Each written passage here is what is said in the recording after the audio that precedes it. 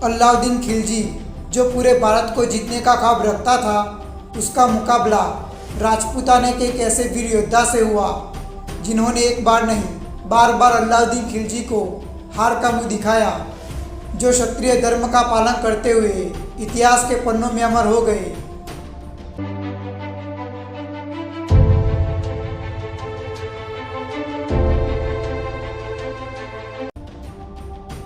13वीं शताब्दी में रणथंभौर में चौहान वंश के प्रतापी राजा हमीरदेव चौहान का राज हुआ करता था।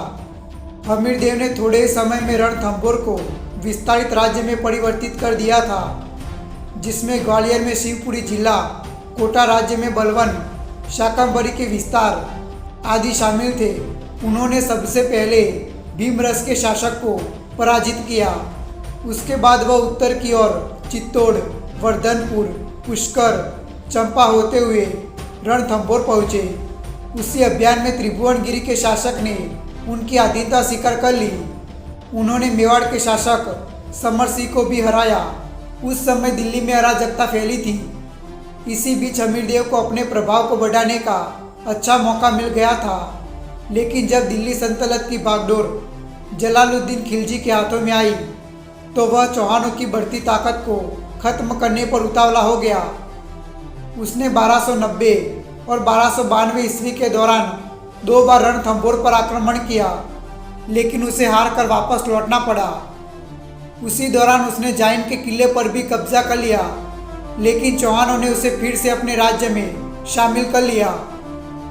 जब जलालुद्दीन खिलजी की हत्या करके 1296 ईस्वी में अलाउद्दीन खिलजी दिल्ली का सुल्तान बना, तो उसने अपने साम्राज्य का विस्तार करने के लिए रणथंभौर जीतने की योजना बनाई। अलाउद्दीन खिलजी अच्छी तरह से जानता था कि वह मालवा और गुजरात को अपने साम्राज्य में शामिल करता है तो एक स्थायी घटना के तहत वो दक्षिण भारत के अभियानों में आगे बढ़ सकता है, लेकिन उसके लिए उसे पहले राजस्थान के किलों को अपने अधिकार में करना होगा। इसी रणनीति के तहत अलाउद्दीन ने रणथंभौर को अपने उत्तर भारत के विजय अभियान का एक हिस्सा बना दिया। रणथंभौर पर आक्रमण करने के बहाने भी उसे मिल गए। पहला तो यह था कि हमीरदेव ने राज कर देना बंद कर दिया था, और दूसरा, उन्होंने मंगोल विद्रोहियों को शरण दे रखी थी। ये मंगोल विद्रोही मोहम्मद शाह के नेतृत्व में जालोर से उलूग खां और नसरत खां के खेमे से भागकर हमीरदेव की शरण में आ गए थे। उलूग खां को गुजरात विजय से लाई गई लूट का हिस्सा देने से मंगोलों ने आनाकानी की थी।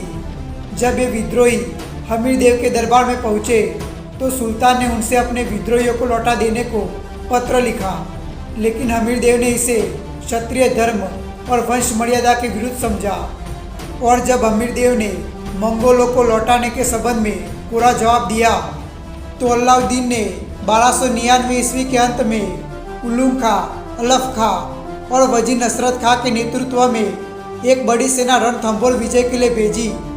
जब यह सेना बनास नदी तक पहुंची तो इस नदी के आगे उबड़ खाबड़ भूमि होने की वजह से तुर्कों ने अपने पड़ाव बनास के किनारे डाल दिए और आसपास के बस्ती और खेतों को नुकसान पहुंचाना शुरू कर दिया, जिससे चौहानों के अधिकार के प्रांतों में अव्यवस्था हो जाए और भविष्य में भी कोई उपज की संभावना ना रहे। इस तरीके को इसलिए भी अपनाया गया था ताकि रणथंभौर राज्य के आय के साधन नष्ट हो जाए। जब अपने राज्य की इस दुर्गति का पता हमीरदेव को चला तो उन्होंने उन्हीं दिनों में कोटि यज्ञ पूरा किया, लेकिन उस समय उन्होंने मुनिव्रत धारण किया था। इसलिए उन्होंने अपने 2 सैन्य अधिकारी भीम सिंह और धर्म सिंह को शत्रु का मुकाबला करने के लिए भेजा। राजपूत सेना ने बनास तट पर खड़ी शत्रु सेना पर हमला कर दिया, जिसमें तुर्कों की हार हुई। धर्म सिंह के नेतृत्व में राजपूत सेना द्वारा लूट का माल लेकर रणथंभौर लौट गई और भीम सिंह की टुकड़ी धीरे धीरे दुर्ग की ओर बढ़ी। राजपूतों ने यह सोचा था कि बनास तट पर खड़ी सेना ही सब कुछ थी, लेकिन तुर्कों की सेना जो अलफ खां के नेतृत्व में थी चारों ओर बिखरी हुई थी। उस सेना ने लौटती हुई भीम सिंह की सेना पर दावा बोल दिया। हिंदुवाट घाटी में घमासान युद्ध हुआ, जिसमें भीम सिंह और उनके हजारों की संख्या में साथी युद्ध स्थल पर वीरगति को प्राप्त हो गए। उलूग खां ने उस समय राजपूतों का पीछा करना सही नहीं समझा और वो दिल्ली लौट गया।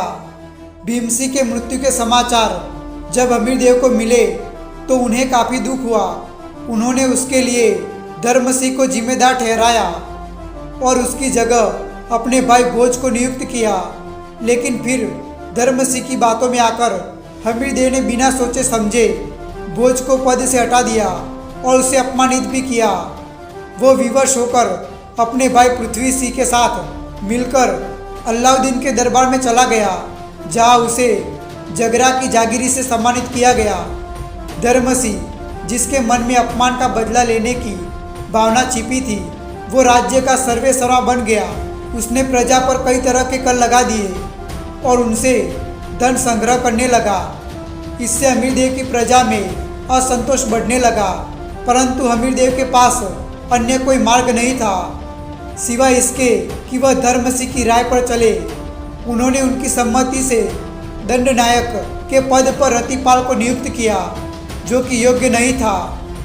भोज ने दिल्ली में आश्रय पाकर अलाउद्दीन को रणथंभौर पर आक्रमण करने के लिए उकसाना शुरू कर दिया। सुल्तान ने चौहान राज्य में फूट जानकर एक बड़ी सेना से आक्रमण कर दिया। हमीरदेव ने अपने भाई वीरम, सेना अध्यक्ष रतिपाल, जाजरदेव और रणमल तथा मंगोल नेता मोहम्मद शाह, गुरु बरूक, तीचर और वेचर को शत्रु का मुकाबला करने के लिए भेजा। दोनों पक्षों में हिंदूवाट घाटी में मुठभेड़ हुई, जिसमें तुर्क सेना को हार का मुंह देखना पड़ा। इसी बीच मंगोलों ने भोज की जागीरी पर भी हमला कर दिया। जब अलाउद्दीन को इस पराजय का पता चला तो वो गुस्से से तिल मिला उठा। फिर उसने एक बड़ी सुसज्ज सेना उलूग खां और नुसरत खां के नेतृत्व में रणथंभौर पर आक्रमण करने के लिए भेजी। इस बार तुर्क सेना हिंदूवाट पार कर जाइन लेने में सफल हो गई। ये सफलता इसलिए मिली थी कि उन्होंने हमीरदेव से संधि वार्ता के लिए आने का बहाना बनाया था। संधि में ये शर्तें रखी गई थी कि हमीरदेव या तो 4 लाख मोहरे, 4 हाथी और अपनी पुत्री अलाउद्दीन को दे, या उसके चारों राजनैतिक मंगोल विद्रोहियों को वापस दिल्ली भेज दे। हमीरदेव ने इन शर्तों को ठुकराते हुए ये संदेशा भिजवाया कि वह युद्ध में सुल्तान के शरीर पर अपनी तलवार से इतने घाव करने के लिए उत्सुक है जितनी मोहरें उसके द्वारा मांगी गई थी। इसके बाद तुर्क सेना ने सुरंगें बनाने का काम शुरू कर दिया, लेकिन राजपूत सेना द्वारा उन्हें उसमें सफल नहीं होने दिया गया। बल्कि जब नुसरत खां किले की ऊंची दीवारों को तोड़ने में लगा हुआ था कि तभी किले से दागे गए गोले में वह मारा गया। इस घटना से तुर्क सेना में हाहाकार मच गया और वह जाइन तक पीछे हट गई। जब अलाउद्दीन को इस स्थिति का पता चला तो वह एक बड़ी सेना लेकर वहां आ पहुंचा। उसने बोरों में रेत भरवाकर खाइयों को भरना तथा ऊंचे स्थान बनवाकर उन पर गोले दागने की व्यवस्था स्थापित की, जिससे राजपूतों के पश्चिमी मोर्चे को तोड़ा जा सके। जगह जगह सुरंगें भी खोदी गई। राजपूत सैनिकों ने दुर्ग से तेल से भिगे हुए कपड़ों में आग लगाकर उन पर फेंकना शुरू किया। दोनों पक्षों के प्रयत्न लंबे समय तक चलते रहे। जब वर्षा ऋतु निकट आने लगी तो दिल्ली और अवध में विद्रोह होने की सूचना सुल्तान को मिलने लगी तो वह चिंतित होने लगा। उधर राजपूत भी रसद कम होने से चिंतित थे।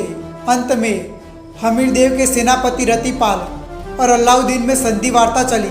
सुल्तान ने किले को हमीरदेव से छीनकर रतिपाल को देने का लोभ देकर अपनी ओर मिला लिया। रतिपाल जब किले में गया तो उसने रणमल को भी अपनी ओर मिला लिया।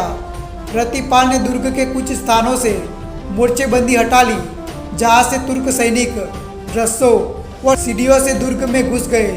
हमीरदेव और अन्य राजपूत योद्धा तुर्क सैनिकों से वीरता से लड़ते हुए वीर गति को प्राप्त हो गए। हमीरदेव की पत्नी और पुत्री और दुर्ग में मौजूद अन्य सभी स्त्रियों ने जोहर करके अपने धर्म की रक्षा की। रतिपाल और रणमल दोनों ही राज्य पाने के लोभ के साथ शत्रु छावनी में पहुँचे, लेकिन अलाउद्दीन के इशारे पर दोनों को मौत के घाट उतार दिया गया। अलाउद्दीन की नज़र जख्मी हालत में पड़े मोहम्मद शाह पर पड़ी। अलाउद्दीन ने उसे पूछा, अगर तुम्हारे घाव का उपचार करके तुम्हें ठीक कर दिया जाए तो तुम्हारा हमारे साथ कैसा व्यवहार रहेगा? जवाब में मोहम्मद शाह ने कहा, तुरंत ही मैं 2 काम करूंगा। एक तो यह कि हमीर देव के पुत्र को रणथंभौर की गद्दी पर बिठाऊंगा और दूसरा यह कि मैं तुम्हारा कत्ल करूंगा।